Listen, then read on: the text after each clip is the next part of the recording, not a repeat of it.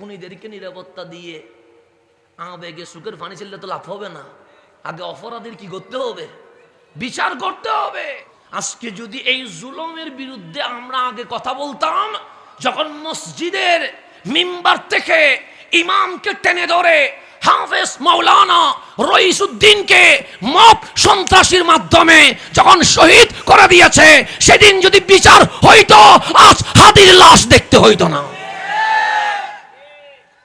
Mob সৃষ্টির সন্ত্রাসের একটা কি শুরু করে দিয়েছে, একটা সিলসিলা শুরু করে দিয়েছে। এখন মানুষের জীবনের কোনো কি নাই, নিরাপত্তা। বিল্ডিং জ্বালাইয়া দিচ্ছে, মানুষের ঘর বাড়ি জ্বালাইয়া দিচ্ছে, এক বিশাল সন্ত্রাসের রাজ্যে উপনীত হয়েছে। যেন আমরা এজিদ দেখি নাই, কিন্তু এজিদের দৃশ্য বর্তমান নিজের চোখে আমাদেরকে দেখতে হচ্ছে। বিচার না থাকলে জুলুম বাড়বে, বিচার না থাকলে কি হবে? জুলুম বাড়বে। আল্লাহ যেন বুঝার তৌফিক নসিব করে। খুনিদেরকে নিরাপত্তা দিয়ে আবেগে সুখের পানি ছেলে তো লাভ হবে না। আগে অপরাধীর কি করতে হবে? বিচার করতে হবে। শহীদ রইসুদ্দিনকে যেভাবে শহীদ করা হয়েছে, চোখের সামনে ভিডিও, আসামির চিত্র মানুষ দেখেছে, কিন্তু আসামি এখনো কি হয় নাই, গ্রেপ্তার হয় নাই। তো যেই দেশে ইমাম মব সন্ত্রাসের মাধ্যমে শহীদ হয়, সেই দেশে রহমত আসে না, সেই দেশে আল্লাহর গজব নেমে আসে। ইমাম পর্যন্ত নিরাপদ নাই, কবরের ভিতরে লাশ পর্যন্ত কি নাই, লাশ পর্যন্ত তুলে কি শুরু করে দিয়েছে, জ্বালানি শুরু করে দিয়েছে। না জমিনের উপরে নিরাপদ, না জমিনের নিচে নিরাপদ, ঘরের ভেতরে বউ বাচ্চা নিরাপদ নাই। আগুনের এক লীলা খেলা শুরু হয়েছে, চতুর্দিকে এক নৈরাজ্য জুলুম শুরু হয়েছে। এই জুলুম থেকে বাঁচার জন্য একটাই উপায়। আল্লাহ বলে কেমন মনে হচ্ছে? আমরা বললাম মালিক অশান্তি আর অশান্তি, অশান্তি আর অশান্তি।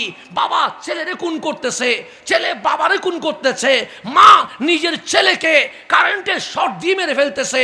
বাবার কাছে ছেলে নিরাপদ নাই, ছেলের কাছে বাবা নিরাপদ নাই, মায়ের কাছে সন্তান নিরাপদ নাই। সেখানে আনোয়ারার জমিনে আমরা নিরাপদ, এই কথা বলার কোনো সুযোগ নাই। তো আল্লাহ বলে সব কানে কি?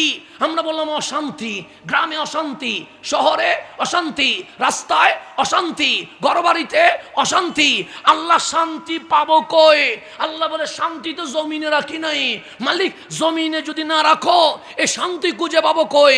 আল্লাহ বলে হুয়াল্লাযী আনজালাস সাকিনা, আমি আল্লাহ কোরআন যেভাবে নাজিল করি ঠিক সেইভাবে হুয়াল্লাযী আনজালাস সাকিনা, আমি আল্লাহ নিজেই শান্তি নাজিল করে থাকি।